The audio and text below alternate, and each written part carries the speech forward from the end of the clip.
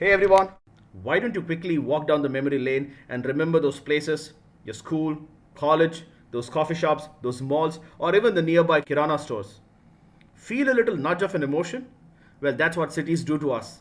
We have all seen our cities evolve over the past decades. But what future awaits our megacities has always intrigued us. I'm Vivek, and it's time for yet another episode of our podcast channel, Our Journey to Net Zero. Allow me to welcome our guest for the day, Mr. R.S. Kulkarni. Mr. Kulkarni has been an industry veteran with over 50 years of experience working with the urban ecosystem. He has to his credits many awards and recognitions and is the life and fellow member of ACREX and a life member of ISHRE. A very good morning, Mr. Kulkarni, and I'm glad to have you with us. Good morning. So, Mr. Kulkarni, what city would you call your own? And over the past decades that you have lived in that city, how have you seen it evolve? What has changed and what has not?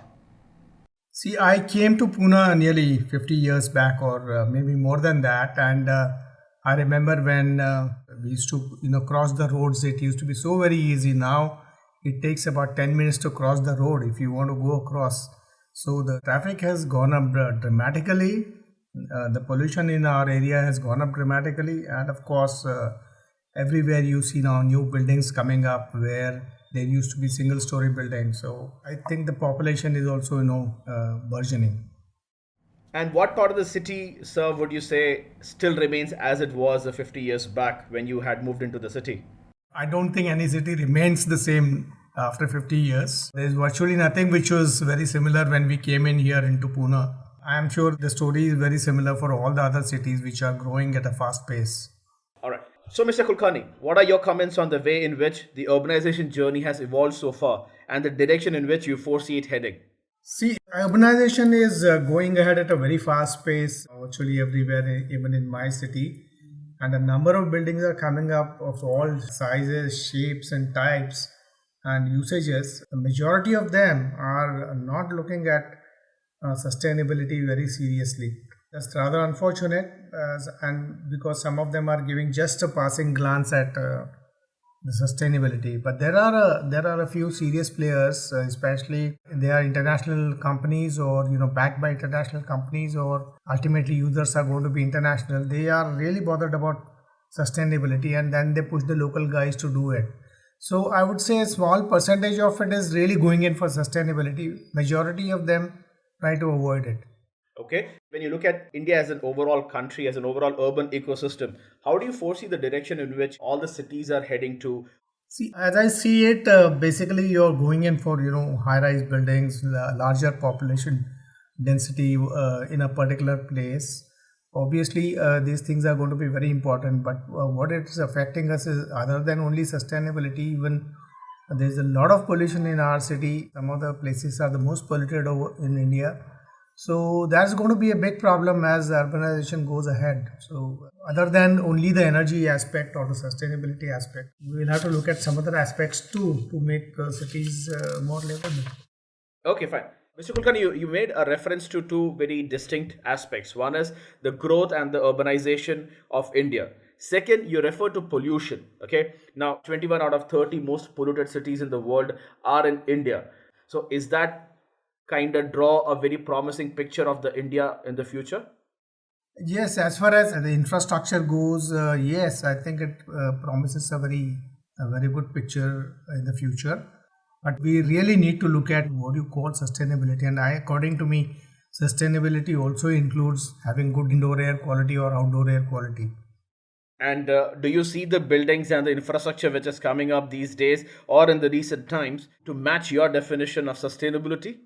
Very few people are serious, but the new ones, I'm not very sure. But I think the percentage will remain the same. Maybe 5 to 10% of the new buildings coming up are really sustainable.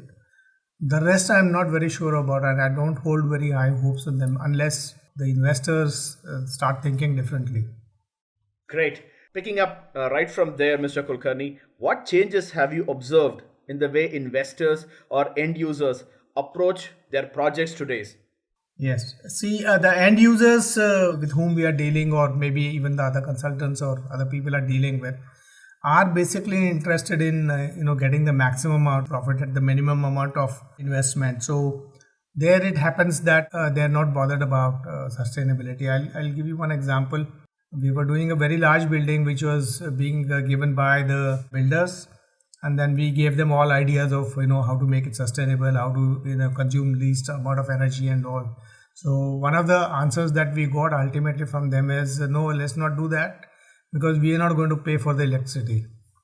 This is the sort of attitude that investors or builders have. But if they are end users and who are doing their own, building their own infrastructure, then they are really bothered about the power consumption, the environment, and the sustainability, and how to bring down running costs.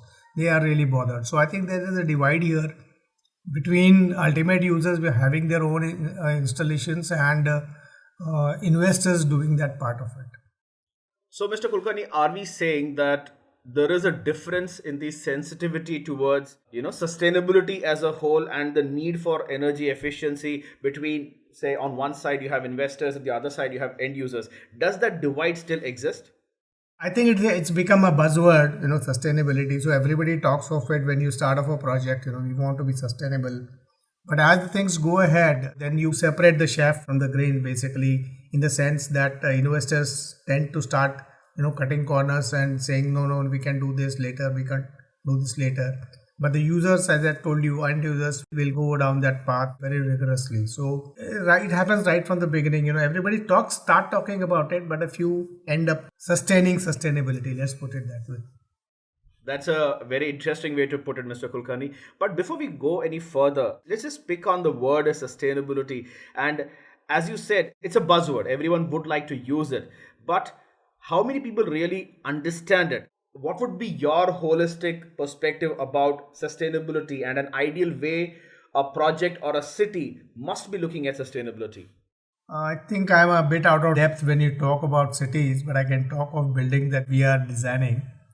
So what I look at is basically that the client should get the best sort of a system which should consume the least amount of power the year round, consume the least amount of water. It is a green building in the sense, not just green from the certification point of view, but really from the way people behave, and it is maintained, and it is operated. There's a lot of gap between a good design and good operation and maintenance. So what I have seen is basically the design may be very good, but after a year or so, the maintenance and the upkeep of the system goes down. The way the systems are operated is changed by the end users for God knows what reason, possibly without understanding what the implications are, and they end up not saving the amount of energy or not being as sustainable as they would like to be. One is, how do you compare the buildings today in terms of the technology that goes into it, the passive considerations, the design, the overall thought behind a building, to what you would have seen, say, 2 decades back or 3 decades back? See, one of the major things that happened in our industry, that is the HVAC industry, is that we're getting far more efficient equipment than we were getting 20 years back. That's for sure. There are a lot of new equipment, like chillers are far more efficient. We have pumps which are absolutely intelligent to very high level. Then we have a lot of good BMS systems and integrations which are happening, which will tune the whole system to give you the best or the optimum operating point and optimum operating efficiency for each and every hour of the day. So these 2 or 3 things have really helped in making the buildings more energy efficient.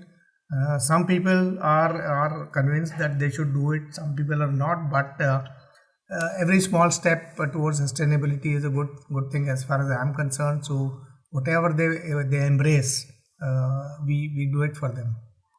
Mr. Kulkarni, as a consultant, but if you could specify, or if in case you could suggest a few specifics of technologies or parameters of building design that you have seen evolve and you would see evolving in the times to come. See, one of the things that I have seen is uh, radiant cooling is gaining some leverage in the market, because people have understood that it is more sustainable. It is it's more comfortable inside the building if you have radiant cooling. So we are getting more and more inquiries for radiant cooling system. And as I mentioned, of course, uh, systems. It's not only the chiller; it is the integration of the chillers with the rest of the system that is very important. So you're getting far more efficient fans. You're getting far more efficient air handling units. You're getting far more efficient ducting systems and piping systems. And of course, as I said, the control systems are becoming more and more sophisticated. So manual intervention comes down to a minimum where mistakes can happen, because if you leave it to a person to operate something correctly, either he does it incorrectly, or he forgets it, or then he says nothing will happen if I don't do it now. So once automation has come in, and the integration of all these controls has happened, you can get what is known as optimized solutions. So these three things are really playing the role right now. Thank you so much for that, Mr. Kulkarni. Do you believe that the star ratings and certifications have made an impact on buildings at taking that extra step towards reducing their energy demand? I would say yes and no. I have seen a lot of buildings after the first year not maintaining those same standards of, say, what shall we say, sustainability or energy efficiency or upkeep and maintenance, to maintain the equipment and systems in very good operating conditions, or say, let's say, pristine conditions. This is not happening. So I think that sort of what shall we say, awareness has to build up, that only certification is not the end all. You need to go on sustaining it, and the whole idea of doing all this sustainability business and controls and automation is to see that you do better and better every year. I don't see that happening as yet in a big way. Thank you so much for that, Mr. Kulkarni. Does the role of a consultant end with designing and commissioning a project, or is there something more to it? Oh, I think it is not only the commissioning. Of course, designing always plays a very big part, and convincing the client is the second big part in that they should do some good things. But after the commissioning, we also undertake a lot of testing to see that the initial goals are met. Otherwise the whole purpose of setting up a system is lost if you're not getting the end goals. So we go to that level, that we also check the performance characteristics of the building over a period of time, and then we are sure that what we have done is correct, and fortunately some people follow it. Do you see a lack of education, a lack of awareness playing a role in the stakeholders and the overall ecosystem? Education, according to me, is not a big problem, because that's very simple and straightforward. Then you can do that. But it's the question of convincing people who are already in the field, or who are already been doing that, and especially the decision makers. They have to be educated for this sustainability aspect, and made aware that this is a good thing that we are doing, and it is going to help us not only right now but even our future generations. And unless that is inculcated in the majority of the people, we will not be able to meet the goals that we are looking at. India aims to become net zero by 2050. How, according to you, can India achieve its goals against these challenges? And if at all there are any major bottlenecks that you see in this journey ahead? You see, there is a limit to which HVAC system efficiencies or equipment efficiencies and system efficiencies can go to. Beyond that, it's not possible. So therefore, some energy has to be expended if you want to change the indoor conditions from the prevailing ambience. And in order to offset this energy expenditure, you have to look at generation of energy from natural sources, either on site or off site. Could be solar, but I think, I'm sure other people would be looking at it. But the way I see it, unless you generate that additional energy to offset the requirements of air conditioning or changing the indoor environment, we will not be going towards net zero, or maybe not positive. So unless there is a large investment and large investment in the natural uh, energy generation, this is not going to work. Mr. Kulkarni, you have been one of the prominent torchbearers of the ACREX Hall of Fame, and you have seen it evolve over the past five editions. Could you please comment on the journey that the ACREX Hall of Fame has taken since 2016? Yes. See, we started off on the journey based on an idea which was floated by Mr. Ramchandran, who was at that time the president. And initially, we looked at a few parameters as a basic minimum. Now around we have more than 80 parameters to be indicated by the plant operators for assessment. And authentic BMS data for all the operating parameters are a must now. So with this in place, and we are looking at nowadays the full year's data instead of looking at a few parameters. So I think the examination process or the assessment process has become more rigorous over the years. Now this is, I think, the way the Hall of Fame will progress slowly. But let me tell you, it is really hard work assessing all these parameters and analyzing them. Obviously, as the things progress, things become more complicated and in one way, and then things become simpler in some other way. So we'll have to look at it that way. And to what extent do you think the Hall of Fame has made a difference in the way the buildings are being awarded, the way the buildings have started looking upon Hall of Fame as a major recognition to have? Since we have been plugging that we are looking at smart buildings which are energy efficient and in other terms sustainable, and that has been our main focus. But that we are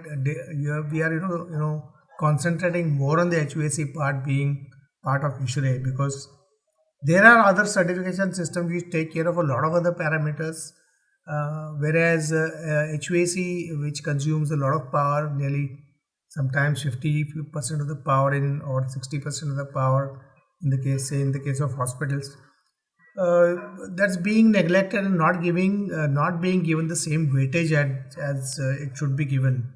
So that's where the Hall of Fame comes in. We want to goad people into getting into lower energy footprints all the time, and better and better energy consumption over a period of time. Thank you so much for that, Mr. Kulkarni. Now, before we close, what would be your suggestions to the larger building fraternity to help them achieve their sustainability goals?